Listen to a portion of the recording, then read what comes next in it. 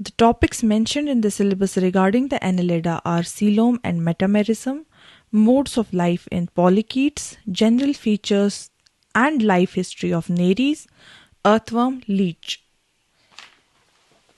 If you will go through previous year questions, you will notice that the topic of metamerism has been repeated. The questions from the modes of life in polychaetes, they have been asked about the adaptive diversity and modes of life. Then life history and general features of Nereis have been asked. What is Heteronereis? Heteronereis has been asked. We will study about this.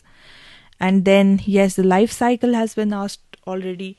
In case of Ferretima, that is the earthworm, the types of Nephridia have been asked, and even we will discuss the general features and life cycle of earthworm. We will discuss about the locomotion in Heteroneria, and we will also discuss about the general features and the life history of leech. So starting with the general characteristic of Annelida.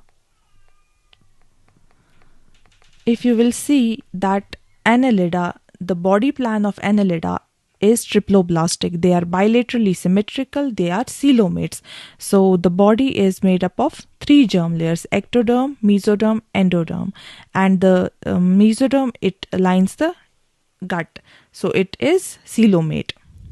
So they are also metamerically segmented. Metamerically segmented body means the body is divided into segments. There is external as well as internal segmentation. Internal segmentation can be through septa, and external segmentation, it is visible through the annuli. So each segment, they are called as the metameres or the somites. So the body is somehow like this, and the body contains segments. These segments are called as the metameres or the somites. So the body wall, it's covered by cuticle. It is covered by cuticle. And there are presence of circular as well as longitudinal muscles. So circular muscles, they are along the transverse section of the body. They are like this. And longitudinal muscles, they extend from oral to aboral end. Then the coelom is schizochelous type of coelom. It is partitioned by septa between the segments. As I said, between the segments there are septum. Septa divides the segments, and the coelom, it acts as a hydrostatic skeleton. The digestive system, it's complete and it's tube-like, and it contains mouth as well as anus at the opposite end. Oral and aboral end is present. There is regional specialization of the digestive system, that is there is presence of pharynx, there is presence of crop, gizzard, intestine. So all perform different functions as these are specialized. Then the circulatory system is closed type. The blood contains hemoglobin and it's dissolved in the plasma. That's why it does not contain the blood cells. And there is presence of dorsal and ventral blood vessels with lateral hearts or contractile vesicles. The respiration is through the moist body surface, and some have gills. For example, Erinicola. Erinicola, we will see these are tube dwelling. Then the excretion, it is by nephridia. There is presence of nephridium, which helps in the excretion. They have also chlorogogen cells, which is for excretion as well as the metabolism. The nervous system, they have a paired cerebral ganglia and a ventral nerve cord, and ganglia is present in each segment. They are well developed in the polychaetes. The nervous system, it's well developed in the polychaetes. There are sensory organs which are simple in most of the Annelida, and polychaetes, they have eyes, they have statocysts, they have tentacles. The reproduction is sexual reproduction, and it's common. The polychaetes are mostly dioecious. Oligochaetes and leeches are hermaphroditic, and they show epitoky. We will discuss about this epitoky later on in Nereis. And the development, it is spiral determinate cleavage. It has a trochophore larva. We will also see the diagram of the trochophore larva too. So development is direct development in terrestrial species like earthworms. Otherwise, there is indirect, where you will see the trochophore larva. And if you will see the habitat can be marine, for example in polychaetes like Nereis and Sabella.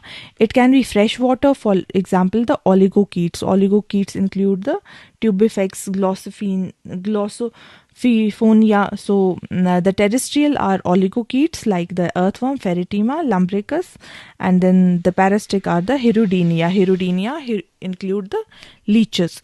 So there are these different habitats. You will find them in different habitats.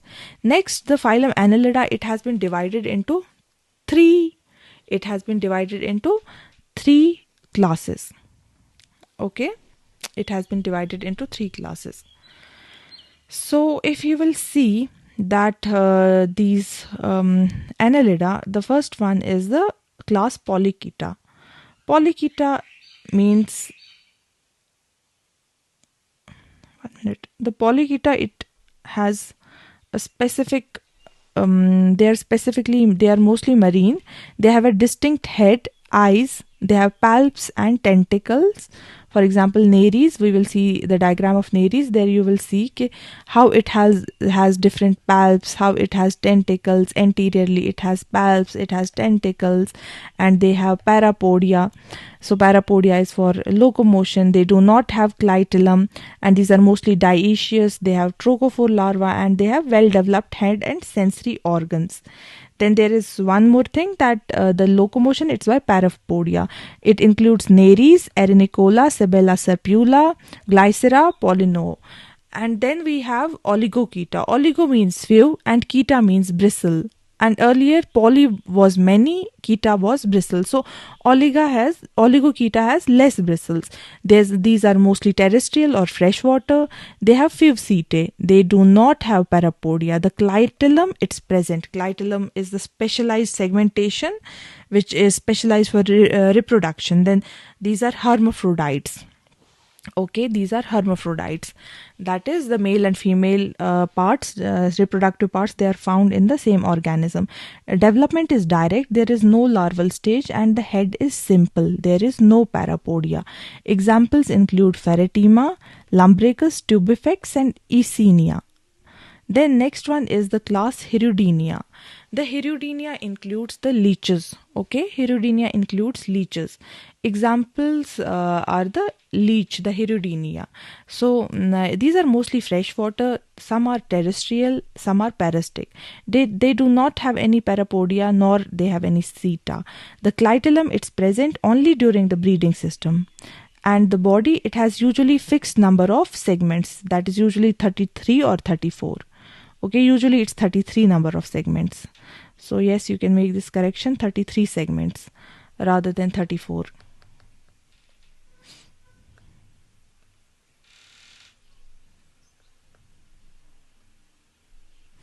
The anterior and posterior suckers are present for attachment, and these are hermaphrodite and have direct development. The coelom, it's reduced and it's filled with it is filled with connective tissues and the sinuses earlier. And in this part I will discuss the rest of the remaining segment of the coelom, as it has been mentioned in the syllabus, but we have already discussed about the coelom, types of coelom. So you can do it from there, and then you can add this another part from this portion. Okay, so coelom is a fluid filled cavity, and it's located between the body wall and the gut. So it is located between the, for example, this is the body wall, this is the gut, and this portion is the coelom. Okay, so it's in Annelida there is presence of eucoelom, that is the true coelom. True coelom meaning that it's completely lined by the mesodermal epithelium, and it's called as the peritoneum. So it forms by the process of schizocele. Schizocele we have already discussed. It means the splitting of the mesoderm. The mesoderm, it gets splitted, and then the schizocoelom is formed. The coelom in annelids is extensively developed and it's compartmentalized, as we will see that there is coelom and it helps in the locomotion. It is an evolved one because it has metamerism and it has to conform with the properties of the metamerism in order to perform specialized functions. There are presence of specialized organs in particular segments, so that is why the coelom is also developed and compartmentalized. There is division through the transverse septa into segmental compartments called as the metameres, that I already told. That, for example, if this is the body, let's suppose that this is the body of the organism, and there are these metameres. Metameres are the segments, and these metameres, these are divided by the presence of the septum. Okay, this is the septum.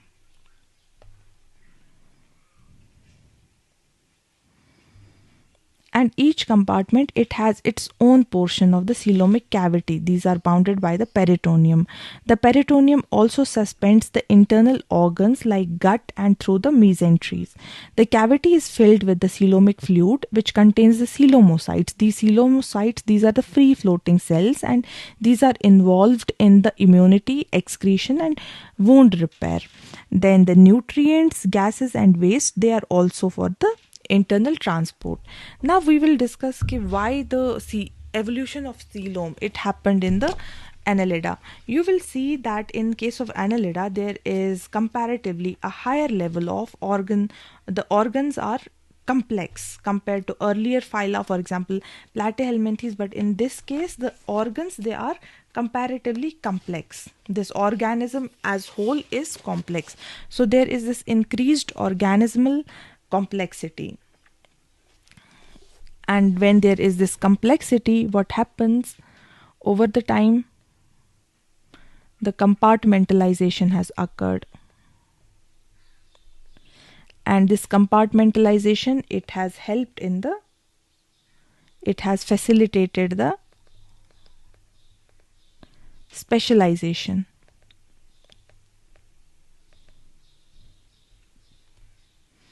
For example, differentiation of organ systems.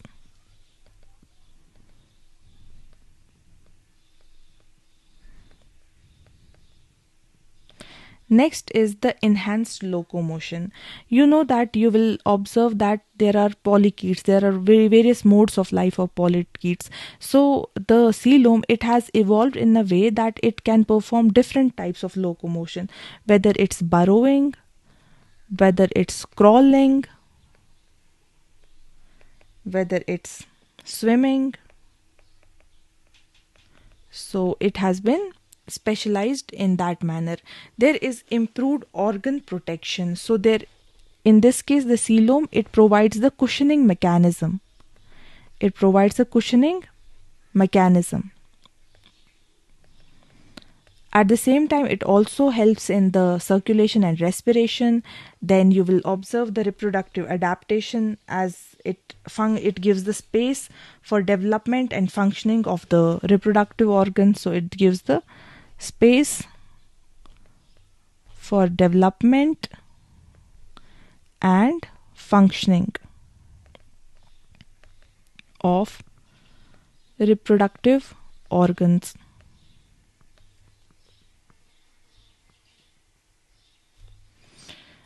It will also give the space for embryogenesis, thus providing the developmental flexibility. It helps in the digestion and nutrition distribution in the body. It helps in the proper absorption, efficiency or breakdown of food and nutrients to various tissues and organs. Then yes, waste management is also important. You will observe that the nephridia, there are different types of nephridia arranged along the segments, which is possible due to the specialization of the coelom. Waste management is possible. It maintains the internal homeostasis,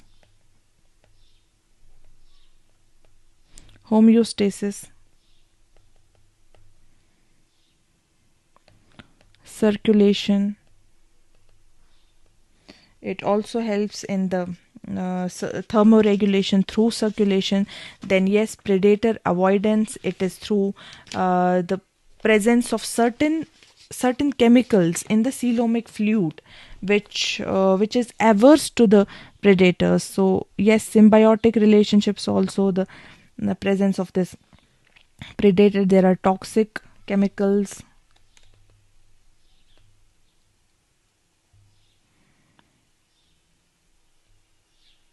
the reproductive strategies. For example, there is diversity in the reproductive strategies of the different polychaetes, different annelids. That's why there will be presence of a specialized coelom. So this was a need, that why the coelom has evolved to this extent in Annelida.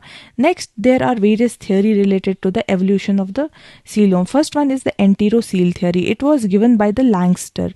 He said that the coelom, it has originated as the outpocketing of the orchentron, that we already saw that the coelom, it has been formed by the outpocketing of the orchentron. So these were the outpocketings.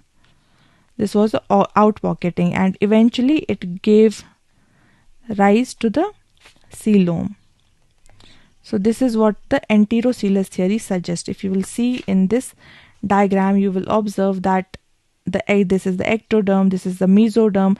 You will see there is formation of these enterocelic pouches, and then they separated and they formed the enterocele. So this is the idea of how the enterocele, the theory of enterocele works. And then we have also the schizocele, the theory of schizocele, where there has been the splitting in the mesoderm only. So the split in the mesoderm has caused the formation of the coelom. So yes, this theory of enterocele theory, the enterocele theory given by the Langston, it says that these pouches, they pinch off and they become coelomic sacs. These are lined by the mesoderm. These are found in the deuterostomes, and coelom and mesoderm, they are both developed from the endoderm. At the same time, they represent primary coelom. Okay, this is a primary coelom. They can be paired and symmetrical, and they support the monophyletic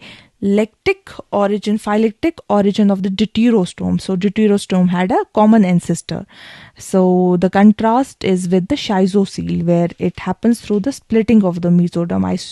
I have shown you already, and it's backed by the embryological evidence in echinodermates and chordates. Then next is the gonocele theory. According to the gonocele theory, it is associated with the gonads, and it was given by Sedgwick. The gono means reproduction, and cele means a cavity. So the coelomic cavity, it was first used to store and release the gametes, and as the coelomic cavity was formed to store the gametes, over time it developed into the coelom. These gametes, they were released into the coelom before exiting the body, and this suggests that coelom evolved to aid in the reproduction, and only later on it had the additional function of hydrostatic skeleton and excretion and other functions. It is supported by the idea that the reproductive needs was a driving force in the coelom evolution. It is seen in organisms where the gonads develop in coelomic epithelium, and it explained the close functional relation between the coelom and the gonads in many animals. Next is the nephrocele theory. According to the nephrocele theory, it was given by Balfour. It said that it is associated with the excretory organs, that the coelom, it developed from the nephridia. These were formed around the nephridia, and it expanded to form the coelomic sacs. And over time, these pouches, they gave rise to the nephridium. And then the schizocele theory that I already told you about, the splitting of the mesoderm, the split of the cavity, it created the somatic mesoderm and splanchnic mesoderm. It's found in Annelida, Arthropoda, mollusca. As you will see, this is the schizocele theory, and this is the gonocele theory, where this is the gonostome. Firstly, it was for storing the gonads, and later on it formed the cavity, and the gonads were released. It formed the coelomic cavity. So this is all about the gonocele theory.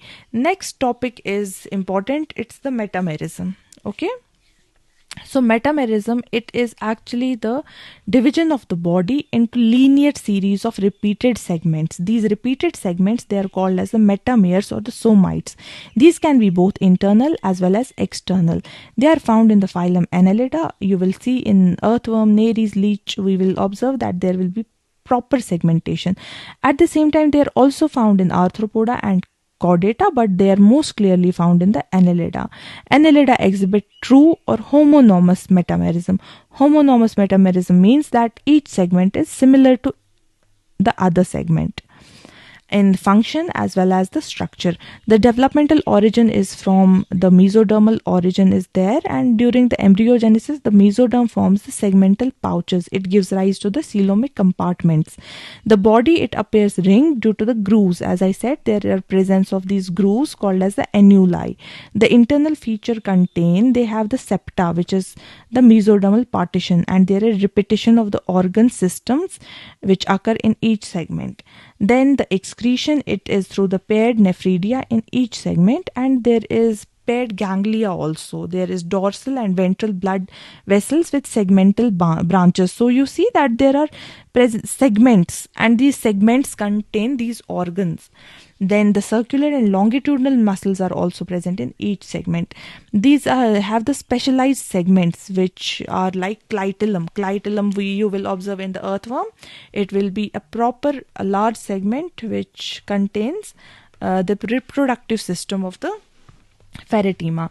The metamerism, it is of different types. First one is true metamerism, which is a homonomous metamerism where each segment has internally and externally similar organs in function as well as the structure, and then these are found in the annelids. The pseudo metamerism, it is the false segmentation. The body appears externally segmented, but internal organs, they are not repeated in each segment. Examples include the tapeworms where proglottids are present. We have studied this. Then there is serial homology, that is called as a tagmatization.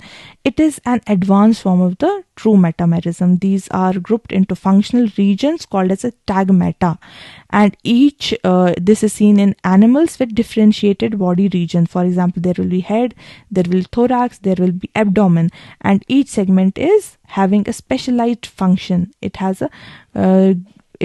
the proper segment which contains grouped into functional regions. For example, in arthropoda, they have fused tagma. Each tagma, they consist of fused segments with specialized functions. For example, there is presence of attachment of wings. Next is the internal or visceral metamerism. In internal metamerism, there will be the internal structures, they are divided into segments. For example, nephridia, ganglia, coelomic sacs, these are divided. Example include the chordates like amphioxus and the vertebrates. Like there is segmented muscles, segmented vertebrae, segmented nerves. Our vertebral column, it's segmented. So there is internal, visceral, internal organs are segmented. So these are different types of the metamerism. Next we will discuss about the characteristic of the metamerism. You will see that these are the segmented, these are the segments, these are the metameres, these segments are the metameres. These externally you will see them in the form of annuli, divided into annuli. So the characteristic of metamerism is that, or the significance of metamerism is that there is segmental body organization. The body is divided into linear repeating segments called as the metameres or the somites, and there is repetition of structure. There are repeated units of organs such as the nervous ganglia, excretory organs, blood vessels, muscles. So in the body, the organs, these are repeated. If there is nervous ganglia, these nerves are repeated in each segment. If there are excretory organs, these excretory organs are repeated in each segment. So there is repetition of structures. Then it also provides specialization. When there is repetition of the structures, this provides the specialization in functioning. Next is the embryonic origin. In animals with true metamerism, the segments, they arise from mesoderm during the embryonic development. There is presence of internal as well as the external segmentation.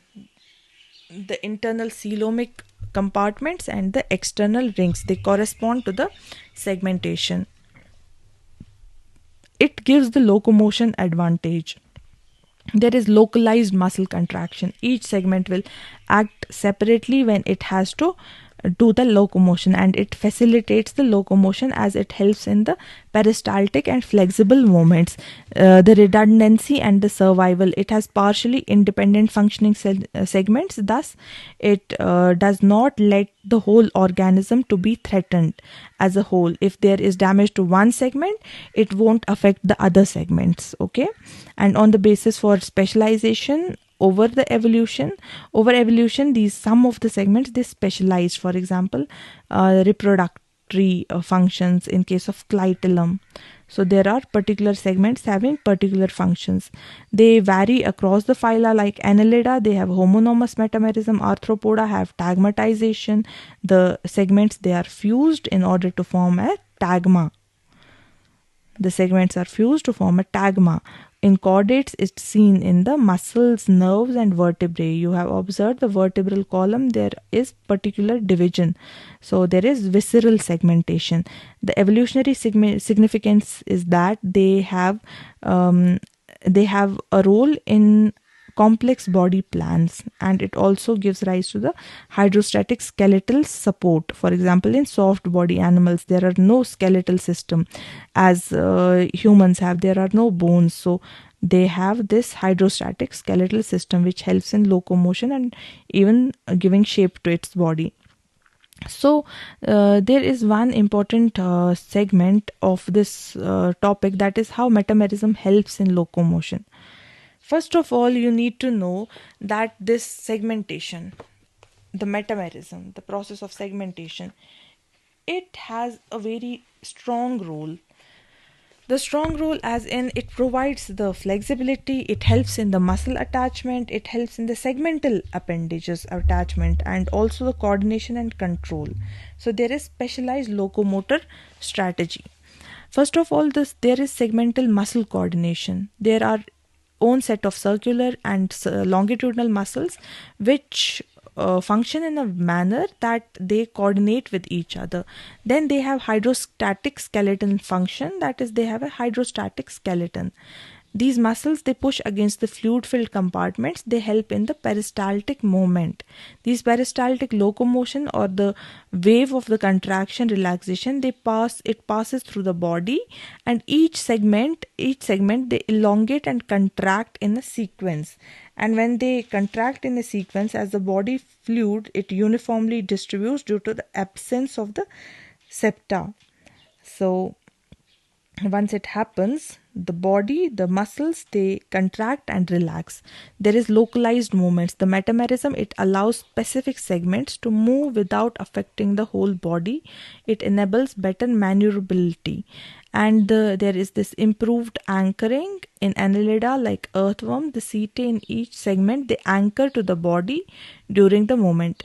The anchoring and the releasing, action, it is between the segments, and it aids in the effective crawling or the burrowing. There is force distribution. Whenever it crawls, there is force distribution. So yes, what happens, let's see an overview that okay, there is this body of this organism. These are the metameres or the segments. It contains the longitudinal muscles, it contains the circular muscles. These are the circular muscles, these are the longitudinal muscles. So when there is proper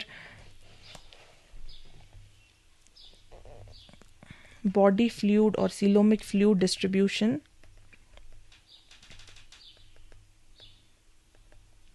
it occurs due to absence of septa. And when this happens, there is free movement of the fluid, thus giving rise to the contraction and relaxation of the muscles.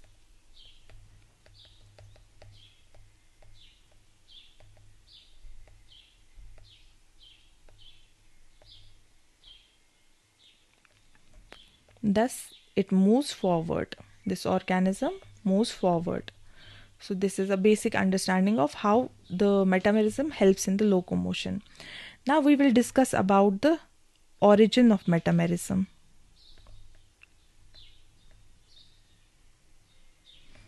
Origin of metamerism. It's an important topic, so you must have enough content to understand the origin, the types, the role of metamerism in locomotion. So the origin of metamerism it has its origin. The first theory related to it is the fission theory. Okay, first theory is the fission theory. It was given by the Langston. It says that metamerism, it evolved through the repeated transverse fissions. There was an early ancestor, for example, this was the ancestor, and this ancestor reproduced asexually by binary fission, and over the time it had more, it showed the multiple fissions, but these units, they remained attached instead of separating, and over time these units, they became specialized and coordinated.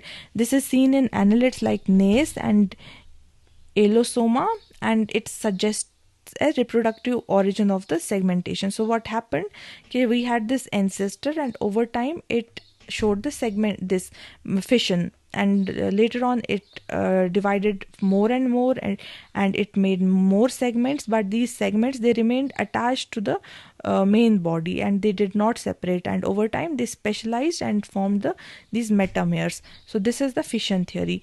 Next one is the pseudo metamerism theory. According to this, the evolution of false segmentation, there is this, that is this pseudo metamerism, is there is no true segmentation. It's found in the tapeworms like Taenia solium, and it's found in the cnidarians. You will see in Taenia solium there is presence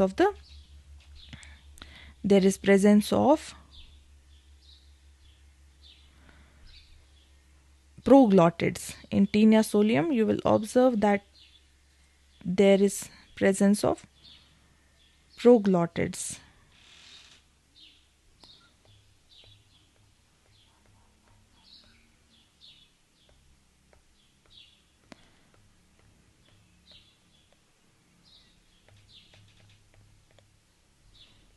These are not the true metameres.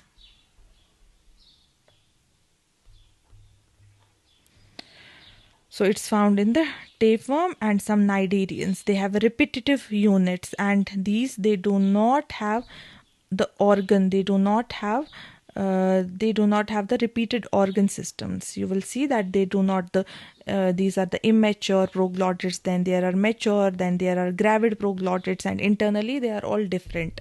There is no septa, there is no internal septa, and the repetition of the vital organs like nephridia and ganglia, it's also absent, and each segment, it's called as a proglottid. Pseudometamerism is considered as a secondary adaptation. It's not a primitive trait, and it lacks the functional and developmental integration. So this is the pseudometamerism theory. Next is the cyclomerism theory. It was given by the Sedgwick. It says that evolution of metamerism, it was from the gastrula stage. So gastrula stage is when you have one celled, then two celled, then four celled, then it will develop into the blastula, and this blastula will develop into the gastrula. So from the gastrula stage, it suggests that the origin is from the circular arrangement of the mesodermal pouches.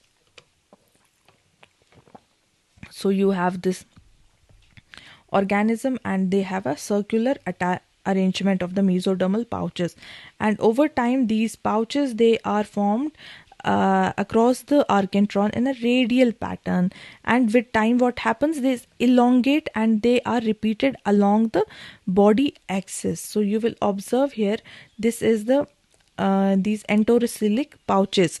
This is a protocele, this is the mesocele, this is the metacele. So it will develop into these different coelomic segments.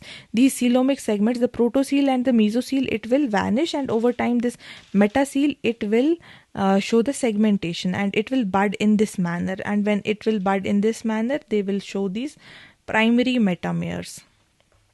So it will show these primary metameres. So this is the diagram of the cyclomerism theory. At the same time, we will see that there is one theory by Sedgwick, that is the locomotory theory. It simply suggests that the metamerism, it has evolved because of the locomotion, because the metamerism, it facilitates the peristaltic motion. It facilitates the peristaltic motion, peristaltic moment, wave-like moment. So each segment, it acts as a separate locomotory unit, and it helps in better coordination, control, and force distribution.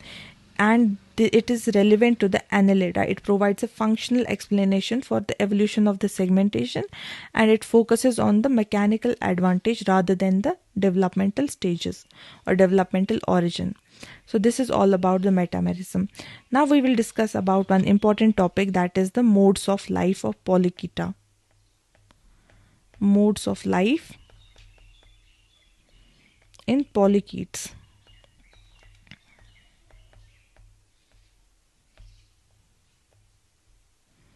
Okay, here are different polychaetes and we will see that what are the different modes of life. On the basis of habitat and movement, you will see some are free moving, some are tube dwelling, and for example Nereis is free living. Sabella and Serpula, this is Serpula, this is the sedentary or the burrowing one, this is Serpula. This is Nereis, Nereis is free living. If you will see on the basis of feeding type, in case of feeding type, you will observe that some are predators. They capture the prey with jaws or proboscis, for example, Nereis. Some are filter feeders, like they have feather-like appendages. They have cilia to trap the food, for example, Serpula. So this is Serpula and it has cilia-like appendages to take in the food, and these are filter feeders. Some are deposit feeders, which are they ingest the sediments and extract the organic matter, for example Arenicola. And in case of scavengers, they feed on the dead and decaying organic matter, for example Nephthys. So this is Nephthys.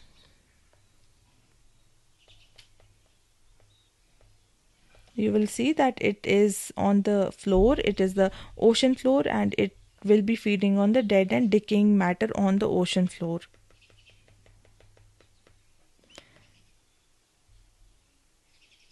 This is Arenicola. So overall these are the different types of the polychaetes. Now we will see on the basis of habitat in detail. First one is the burrowing polychaetes. What these burrowing polychaetes do, they will have the soft mud or the sand as the habitat. They will be burrowing into the soil. So if this is the polychaete, it will burrow. This is the soil, it will do the burrowing. So this will be the burrowing polychaete. It has well developed segmental setae for anchorage, and they possess the gills or branchia and for respiration in the low oxygen environment, and these are deposit feeders. They consume the organic rich sediments. Then next one is that there are tube dwelling. These are the tuberculous. They have, for example, these are the tube dwelling. They live in the tubes, parchment tubes, different types of tubes, mucus filled tubes. So they live in the tubes. So these tubes, they act as a protective tubes.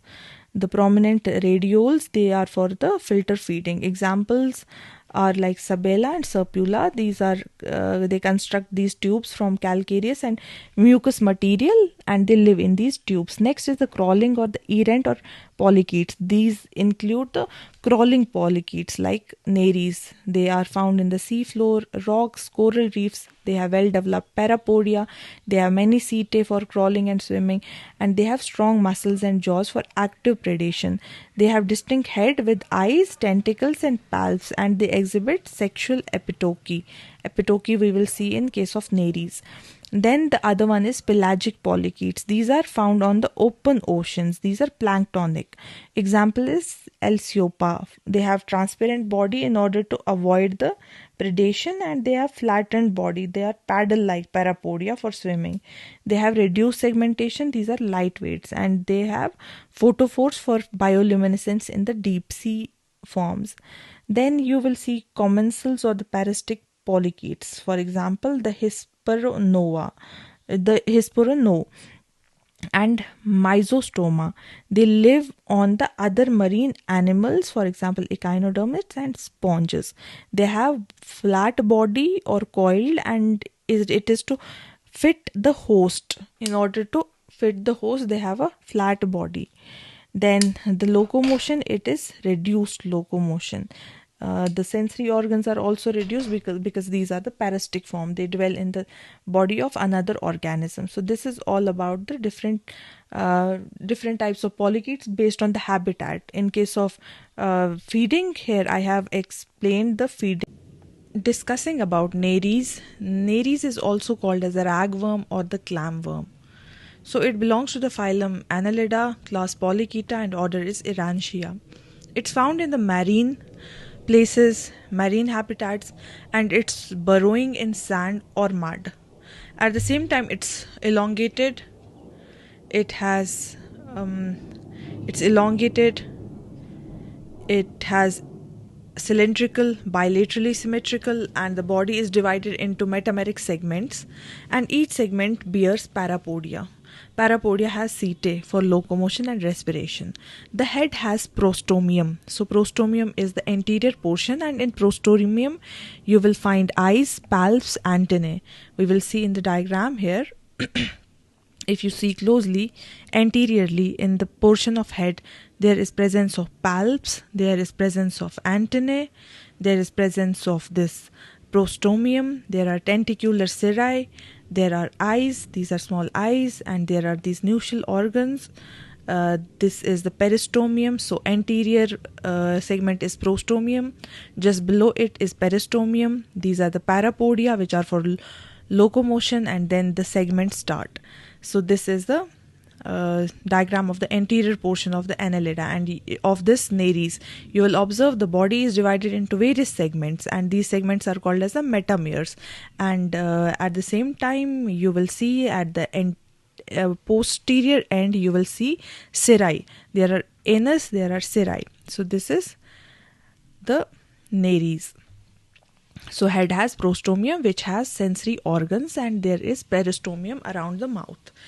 Then it possesses muscular eversible pharynx and chitinous jaws. Eversible pharynx means the pharynx can come out of its mouth. It is carnivorous and predatory in feeding habit, and it has a closed circulatory system. The hemoglobin like pigment is present, that is called as the erythrocreorin. Then the respiration, it occurs through parapodia and skin. The nervous system, it consists of brain, it consists of ventral nerve cord and ganglia. It is dioecious, and the fertilization is external. It undergoes epitoky. Epitoky, we will discuss it in detail. Epitoky, which is the reproductive form of the Nares, Heteronares is formed.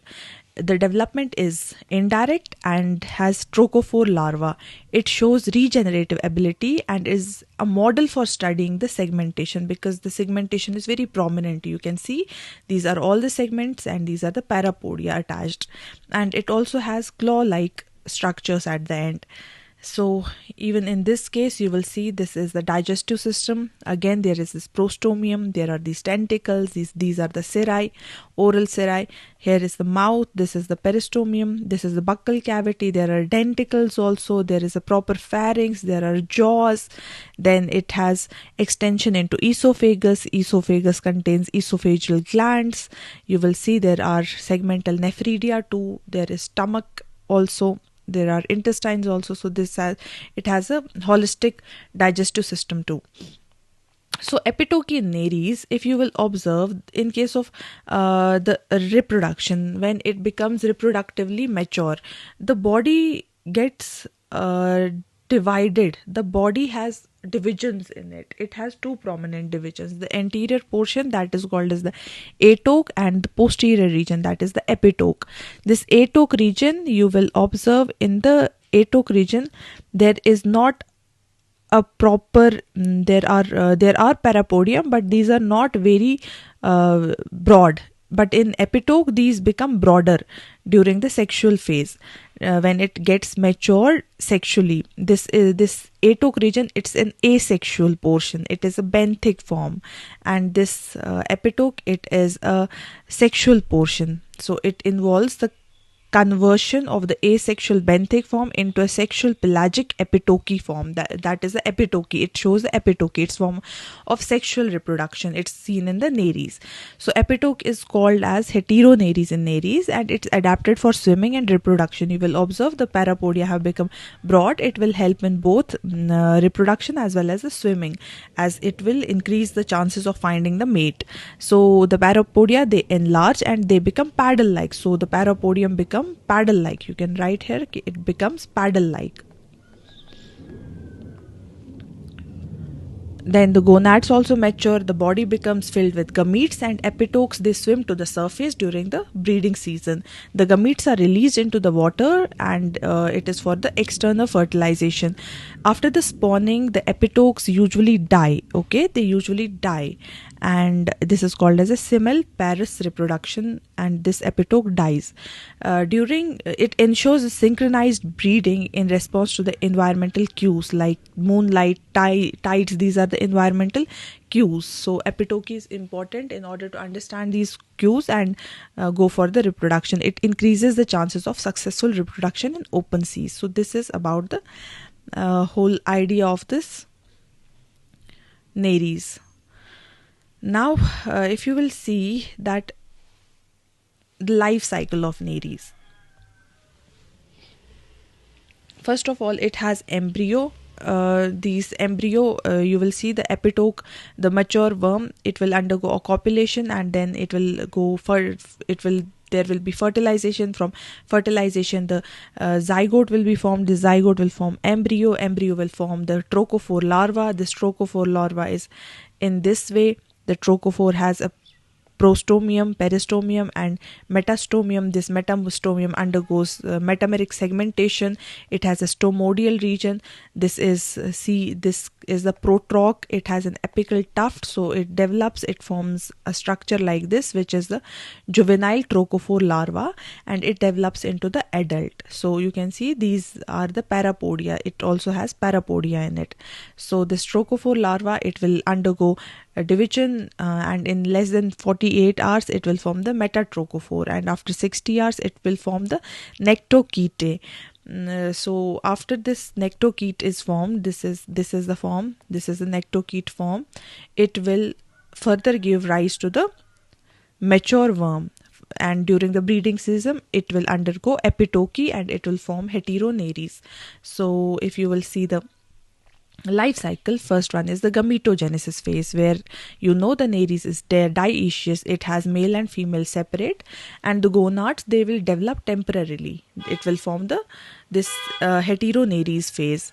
Heteronares, we saw the different characters of heteronares. It has enlarged eyes, it has enlarged parapodia, body is filled with gametes, and it will then undergo copulation. Once the copulation is done, after the copulation there is this embryonic phase.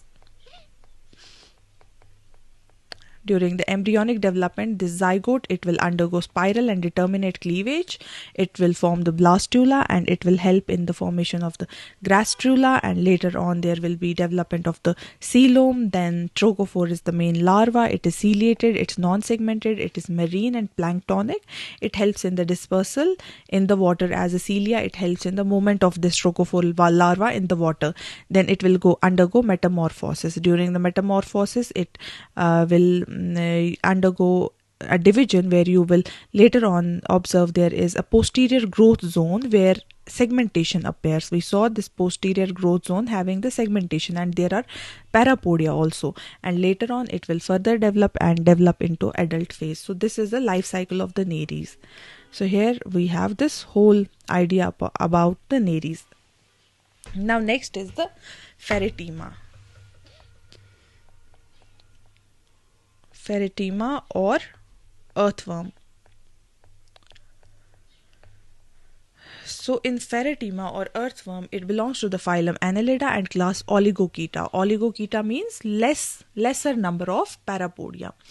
It is the common Indian earthworm. It's found in the moist soil. The body is elongated. You can see elongated, and it's worm-like. It's cylindrical body. It has segments. It has about 100 to 120 segments, very small segments, and there are this ring-like structures. These are nocturnal and fossorial. Fossorial means these are burrowing.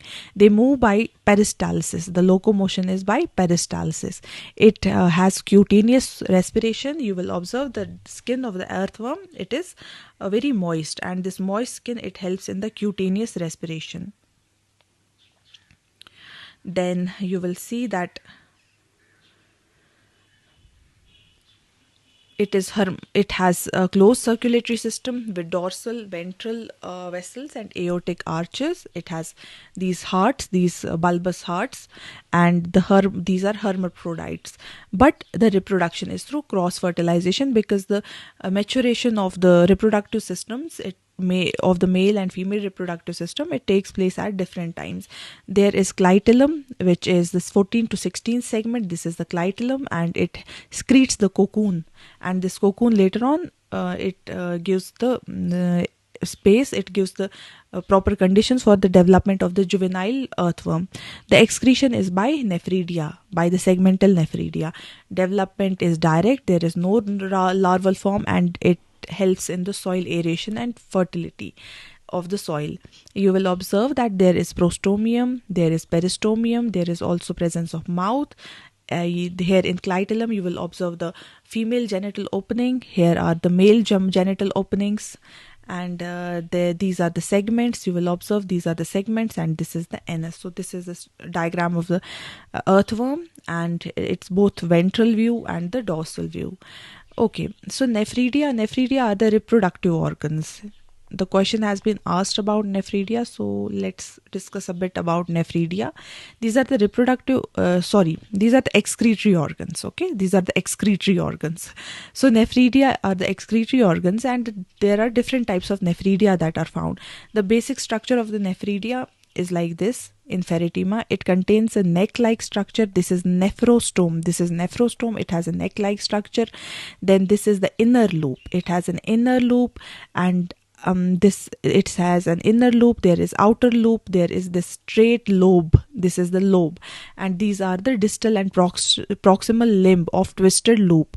So this is the twisted loop. This is the apical part. This is the terminal part. It has internally a ciliated tract. So there are three types of nephridia. First one is the septal nephridia. These are located at the intersegmental septa. So here you will observe there is presence of the septal nephridia. Here are the septal nephridia. These are present at the septal portion from the 15th segment onward. From 15th segment onward, you will observe these septal nephridia. These are largest and most numerous, and they open up into the intestine. So the excretion is into the gut. It's called as the enteronephric. So it's called as the enteronephric when it's opening in the gut. Then the integumentary nephridia. These are present at the integuments. So it is from third to the last segment. So these are the integumentary nephridia. These are present on the integument, that is on the body wall, and these are open towards outside. So when they are open towards outside, these are called as the exonephric. Then there are pharyngeal nephridia. They are present in the 4th, 5th and 6th segments. These are the pharyngeal nephridia. They have the duct, and these duct open into the buccal cavity. Thus it is also enteronephric. Only the integumentary nephridia are the exonephric. So this is all about the nephridia of the nares. Of the Pheretima. Okay, pardon.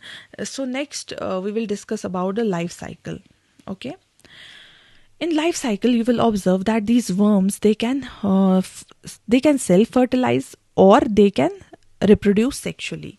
So when they reproduce sexually, later on there is formation of this cocoon over the clitellar portion. It secretes the mucus-like structure, and it forms this cocoon. This cocoon forms the egg case, this egg casing. Inside the egg casing, there is proper formation of one cell, two cell, then zygote is formed. This zygote finally it develops into a juvenile, and this juvenile later on hatches and it forms thread-like worm. This thread-like worm, it will undergo division, it will differentiation, and slowly there will be development of the pigment on the body, and it will grow further and it will reach a full adult size. So in case of earthworms, they are hermaphroditic organisms. The cross fertilization occurs due to development at different times, and the copulation of two earthworms, they align ventrally and exchange the sperms. The mucus is secreted by the clitellum around the 14th and 16th segment. Cocoon formation takes place, then the fertilization occurs inside the cocoon, and it will develop into that hatchling, and this hatchling it will undergo maturation, and finally this cycle will repeat. So this is all about the earthworm, that is Pheretima. Now we will discuss about the Hirudinaria, that is leech. So leech, it is belonging to the phylum Annelida. The class is Clitella or Hirudinia. You can write here Hirudinia.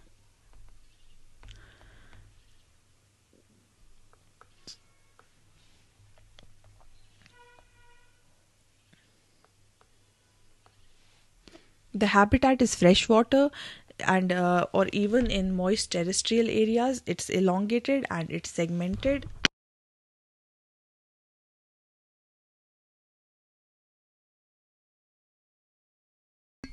It has fixed number of segments, that is 33 true segments, and the body has superficially it appears that there are ring like structures. These are called as the annuli.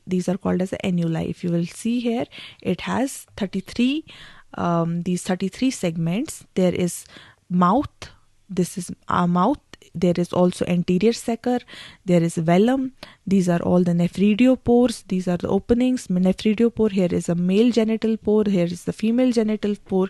Ventrally you will be observing one ventral sucker too. So the suckers, there is anterior and posterior sucker. Locomotion is by looping movement. We will see the locomotion by looping movement. You will observe that the setae, they are absent. There are no setae. And coelom contains a tissue called as a botryoidal tissue, and it has sinuses. They do not have a true or coelomic cavity, a proper coelomic cavity. We saw earlier that they have sinus like structures, so they contain the sinuses. Later on, what happens, the blood system, it has hemocoelomic blood system, hemocoelomic in most of the species. And there is the circulatory system, it is closed, but there are no true blood vessels. And nervous system, it's well developed with a ventral nerve cord and segmental ganglia. The reproduction, it is hermaphroditic reproduction, but these are hermaphrodites, but there is this cross fertilization. At the same time, the feeding habitats, they are ectoparasites. Okay, you have seen that leeches, they get attached to a host and they suck the blood, so they feed on the blood. Okay, they feed on the blood, and they also they have this cocoon formation. Clitellum is present during the breeding system. Development is direct. They are the ectoparasite. They have this hirudin, which is a special anticoagulant while they are sucking the blood, and some are predatory or scavengers. Again, if you will see, here is the reproductive system. These are all vas deferens, vas efferents, and these are nephridium. And internally you will observe these are the testis sacs. So this is a reproductive system. This is a digestive system. Buccal cavity is there, pharynx is there, salivary glands are there, then there is esophagus, and this portion is the crop. Then there are these lateral cecum. This is the stomach, and posteriorly it contains the anus. So this is a basic understanding of the structure. Let's also discuss about the locomotion, because the question has been asked about the locomotion in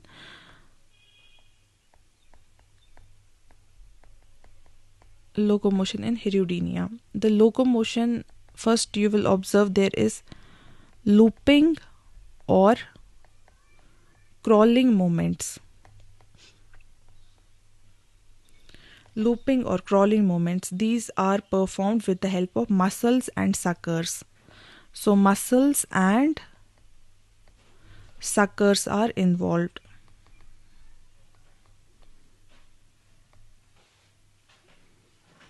And this is also aided by slimy secretion of the sucker.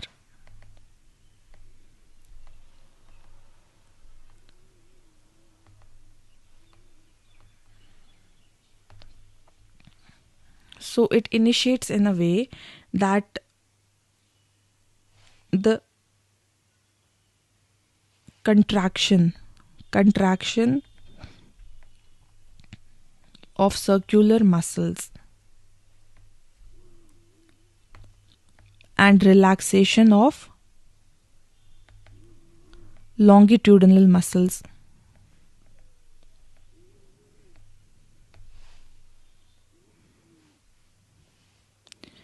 Takes place. And what happens due to this? The body, it moves forward.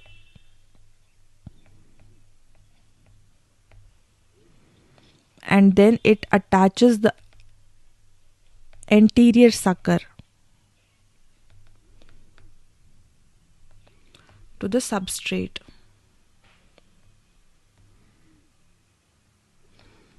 And now the circular muscles relax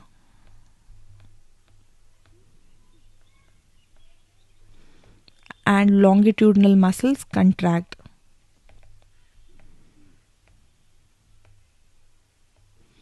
It causes the shortening of the body.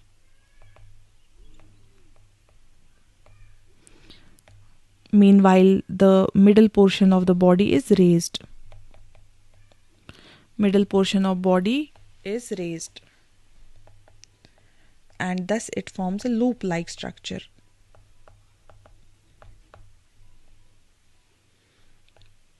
It pushes further forward. So it's something like this happens.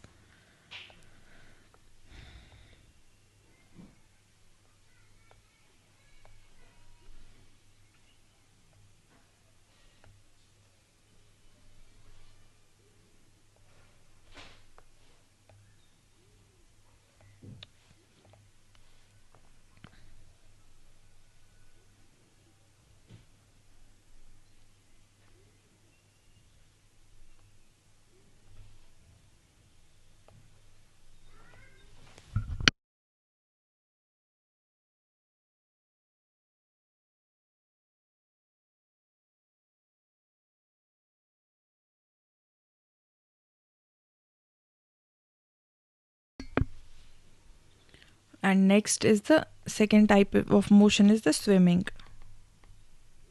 So this loop-like motion, it's also called as a leech-like locomotion. Second is the swimming. Swimming, you know that its body becomes dorso-ventrally flattened and swims actively in water with undulating motions. So this is all about the understanding of the locomotion. Now we have the life cycle. In case of life cycle, firstly it undergoes copulation. The male and female, they copulate like this. If this is a leech,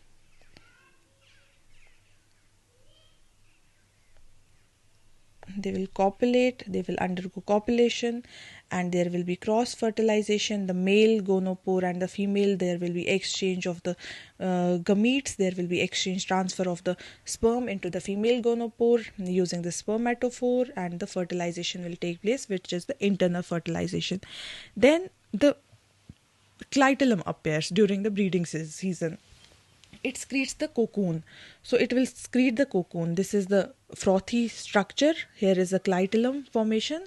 You will see there is formation of this cocoon, and slowly this leech, it will withdraw itself out of this cocoon, and there will be formation of this plug, this mucus plug, and completely there will be this cocoon, and inside the development of the leech will take place. So cocoon will contain the fertilized eggs. These are deposited in the cocoon and they are attached to the moist soil or the vegetation, and the embryonic development phase takes place. There will be direct development. There is no larva. It will hatch into hatchlings. Young leeches will hatch, and these are miniature adults, and they will undergo the maturation, and this cycle will repeat. So this is how they will form the cocoon.